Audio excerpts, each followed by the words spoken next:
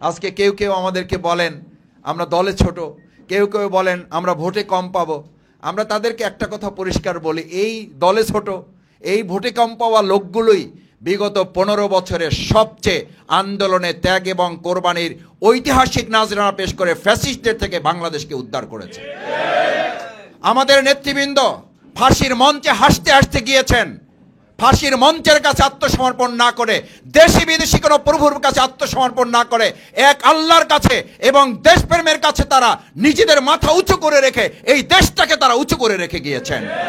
আজকের এই ঐতিহাসিক বদর দিবসের আল্লাহ সুবহানাহু ওয়া তাআলা তো জানিয়ে দিয়েছেন, লাকাদ নাসারাকুমুল্লাহু বিবাদরিন ওয়া আনতুম আযিল্লা।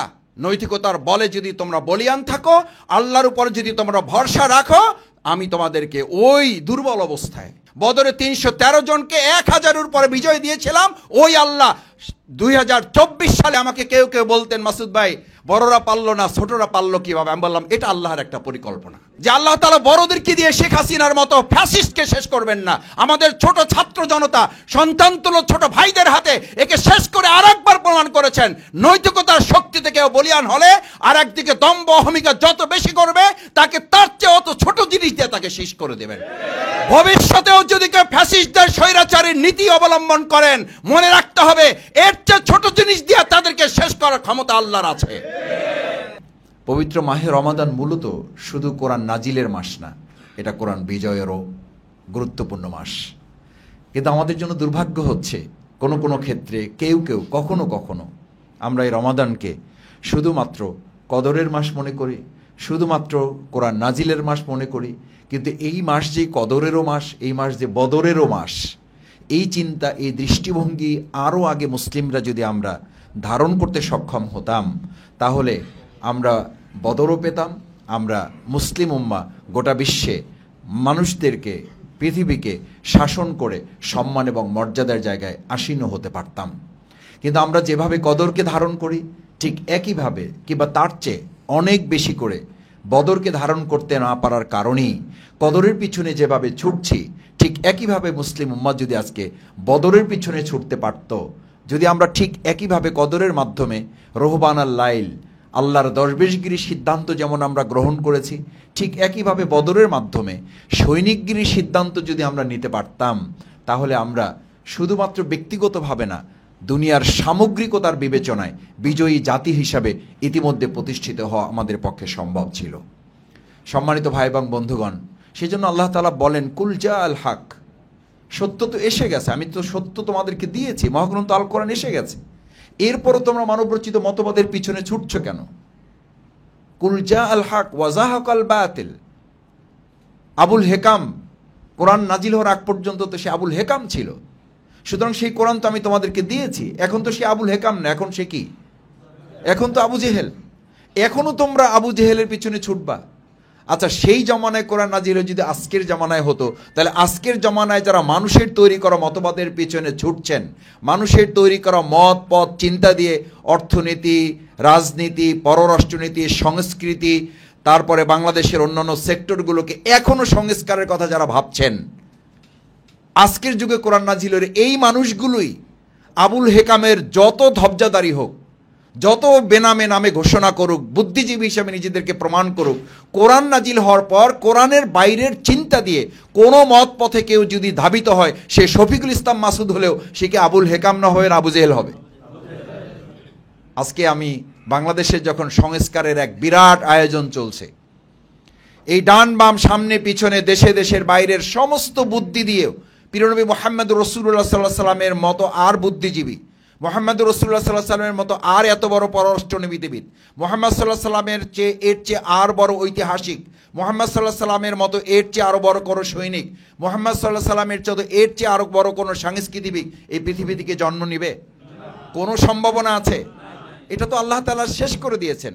মা কানা মুহাম্মাদুন আবা আহাদিম মির রিজালিকুম ওয়ালাকিন রাসূলুল্লাহি ওয়া খাতামান নবিয়্যিন। এটা তো শেষ করে দিয়েছেন আল্লাহ তাআলা। তার অর্থ হলো এখন এটাই হচ্ছে আমাদের আদর্শ। সম্মানিত ভাই এবং বন্ধুগণ, আমি আপনাদের প্রথমে অনুরোধ করতে চাই, আসুন বাংলাদেশের বর্তমান সংস্কারের যে এই সুন্দর একটা প্রেক্ষাপট আমাদের ছাত্র জনতা জীবন বাজি রেখে তৈরি করে দিয়েছে। মহাগ্রন্থ আল কোরআনের নির্দেশনাকে সামনে রেখে সংস্কার না করে অন্য যে কোনো মত পথ দিয়ে সংস্কার করে প্রকৃত সংস্কার বাংলাদেশে আর কখনোই দেখা যাবে না। সেই জায়গাটা আমাদেরকে আজকে ধারণ করতে হবে। আমি দ্বিতীয় যে কথাটি আপনাদের সামনে বলতে চাই, আল্লাহ সুবহানাহু ওয়া তাআলা কোরআনে ঘোষণা করলেন, লাকাদ নাসারাকুমুল্লাহু বিবাদরিন ওয়া আনতুম আযিল্লা। আজকে কেউ কেউ আমাদেরকে বলেন আমরা দলে ছোট, কেউ কেউ বলেন আমরা ভোটে কম পাবো। আমরা তাদেরকে একটা কথা পরিষ্কার বলি, এই দলে ছোট, এই ভোটে কম পাওয়া লোকগুলোই বিগত 15 বছরের সবচেয়ে আন্দোলনে ত্যাগ এবং কোরবানির ঐতিহাসিক নাজরানা পেশ করে ফ্যাসিস্টদের থেকে বাংলাদেশকে উদ্ধার করেছে। আমাদের নেতৃবৃন্দ ফাঁসির মঞ্চে হাসতে হাসতে গিয়েছেন, ফাঁসির মঞ্চের কাছে আত্মসমর্পণ না করে, দেশি বিদেশি কোনো প্রভুর কাছে আত্মসমর্পণ না করে এক আল্লাহর কাছে এবং দেশপ্রেমের কাছে তারা নিজেদের মাথা উঁচু করে রেখে এই দেশটাকে তারা উঁচু করে রেখে গিয়েছেন। আমাদেরকে কেউ ভোটের ভয় দেখাবেন না। আমাদেরকে দল হিসাবে আমাদেরকে কেউ কটাক্ষ করলে এই জাতির কাঠগড়ায় তাদেরকে দাঁড়াতে হবে। বাংলাদেশ জামাত ইসলামী ঐতিহাসিক এক দায়বদ্ধতা নিয়ে এই বাংলাদেশের মানুষের দেশপ্রেমের চেতনাকে ধারণ করে আমরা আমাদের কার্যক্রমগুলো সম্পন্ন করে যাচ্ছি। আজকে নতুন করে হঠাৎ আবার শোনা যাচ্ছে বাংলাদেশে এখন জঙ্গি তকমা তোলা হচ্ছে।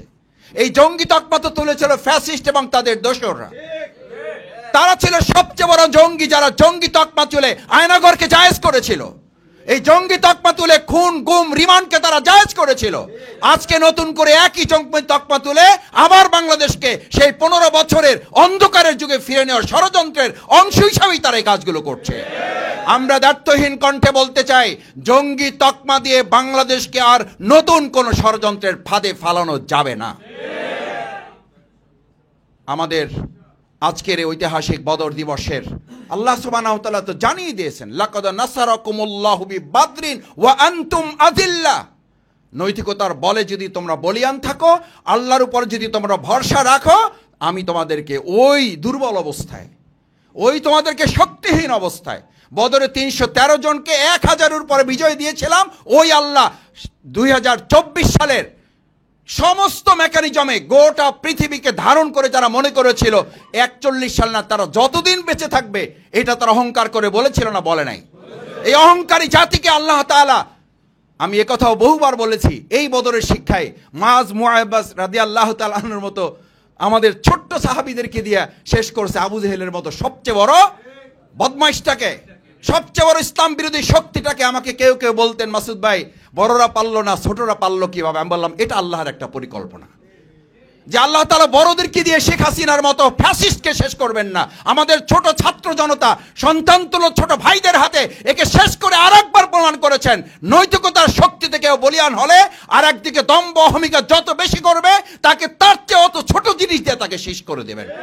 ভবিষ্যতেও যদি কেউ ফ্যাসিস্টদের স্বৈরাচারী নীতি অবলম্বন করেন, মনে রাখতে হবে এর চেয়ে ছোট জিনিস দিয়ে তাদেরকে শেষ করার ক্ষমতা আল্লাহর আছে। আল্লাহ তো মানুষে ব্যবহার করে নেই, পুরো একটা মশাও তো ব্যবহার করে নেই, পুরো একটা মশাও তো ব্যবহার করে নেই। কি মশা ব্যবহার করেছে? সেই ল্যাংরা মশা। আর সেই ল্যাংরা মশার মালিক আছে না নাই? আসুন ভাই এবং বন্ধুগণ, সেই ল্যাংরা মশার মালিক যিনি, তার কাছে যদি ঐতিহাসিক বদরে আমরা নিজেদেরকে সুপর্দ করতে পারি, এই বাংলাদেশ নৈতিকতার বলে, মানবিকতার বলে বলিয়ান হবে। বাংলাদেশ জামাত ইসলামী ঐতিহাসিক বদর দিবসকে সামনে রেখে সেরকম একটা মানবিক বাংলাদেশ আমরা গঠন করতে চাই। সেই মানবিক বাংলাদেশ বিনির্মাণে ঐতিহাসিক এই বদর থেকে জাতীয় ঐক্য বিনির্মাণেরও শিক্ষা মহান আল্লাহ তাআলা আমাদের সামনে উপস্থাপন করেছেন। রাসূল করিম সাল্লাল্লাহু আলাইহি ওয়াসাল্লাম, আনসার এবং মুহাজিরদের এক দীর্ঘ বিরোধ সামনে ছিল, বিবাদ তাদের মধ্যে সামনে ছিল। আনসার এবং মুহাজিরদের কথা বলে একে অপরকে তারা লাগিয়ে দিত কাফির মুশরিকরা। আজকের জামানায় দেখা যায় ফ্যাসিস্ট সরকাররা, স্বৈরাচাররা, খুনিরা, ধর্ষকরা জামাত ইসলামী এবং সাধারণ জনগণের মধ্যে যেই কথা বলে ব্যবধান তৈরি করত, আজকেও আমরা অত্যন্ত বিস্ময়ের সাথে লক্ষ্য করছি একইভাবে সরকারের বাইরে থেকে কেউ কেউ নতুন করে সেই পুরানো মদ বোতল বিক্রি করে জামাত ইসলামীকে বিতর্ক করার চেষ্টা করছে। জামাত ইসলামীকে আর নতুন করে সেই পুরনো ট্রাম কার্ড দিয়ে আমাদেরকে আটকানো যাবে না, কারণ সেই চেষ্টা শেখ হাসিনা শেষ দিন পড়েছিল, যেই 1 আগস্ট সে সিদ্ধান্ত নিয়েছিল জামাত ইসলামী ছাত্র শিবিরকে নিষিদ্ধ করে, তার 3 থেকে 4 দিনের মাথায় তাকে পতন করতে হয়েছে। আজকেও যদি জামাত ইসলামীকে আবার সেই নতুন ষড়যন্ত্রের খেলায় মেতে ওঠেন, দেশের জাতির মধ্যে বিভেদ তৈরির বক্তব্য প্রদান করেন ঐক্যের পরিবর্তে, বদরের শিক্ষা হচ্ছে আনসার এবং মুহাজিরদের সামনে প্রিয়নবী মুহাম্মদ রাসূলুল্লাহ সাল্লাল্লাহু আলাইহি ওয়াসাল্লাম বলেছিলেন, আজকের যুদ্ধ সত্য এবং মিথ্যার যুদ্ধ। এই যুদ্ধে আমরা একীভূত হয়ে যদি ভূমিকা পালন করতে পারি, আল্লাহ আমাদেরকে বিজয় দান করবেন। আমিও বলতে চাই, ঐতিহাসিক বদর দিবসের শিক্ষা হচ্ছে জাতীয় ঐক্য বিনির্মাণ করা। বাংলাদেশ জামাত ইসলামী বাংলাদেশের 18 কোটি মানুষকে সাথে করে নিয়ে দেশি এবং বিদেশি সমস্ত চক্রান্ত মোকাবেলা করে আমাদের 2024-এর জুলাই আগস্টের যে ঐতিহাসিক গণ অভ্যুত্থান তৈরি হয়েছে, এই চেতনা এবং আমাদের বাংলাদেশের মুক্তিযুদ্ধের যে সুন্দর অনুভূতি ছিল, ঐক্য, সাম্য, মানবিকতা, অধিকার, এই অধিকার আমরা প্রতিষ্ঠা করেই এই বাংলাদেশকে তার চূড়ান্ত সফলতায় নিয়ে যাও ইনশাআল্লাহ। আসুন, ঐতিহাসিক বদর দিবস আমাদের এই সুন্দর নৈতিকতা, মানবিকতা, জাতীয় ঐক্য বিনির্মাণের মাধ্যমে দেশ এবং জাতিকে ঐক্যবদ্ধ করে আল্লাহর জমিন, আল্লাহর দ্বীনকে বিজয় না করা পর্যন্ত কোনো তন্ত্র মন্ত্র আমাদেরকে পূর্ণ মুক্তি দিতে পারবে না। সেই প্রত্যাশা ব্যক্ত করতে চাই যে মহাগ্রন্থ আল কোরআন নাজিলের এই মাসে সিদ্ধান্ত নিতে হবে, এটি নাজিলের শুধু মাস নয়, এটি বিজয়ের মাস। আসুন, কোরআন বিজয় করার সিদ্ধান্ত নিয়ে আমরা এখান থেকে বের হতে পারলে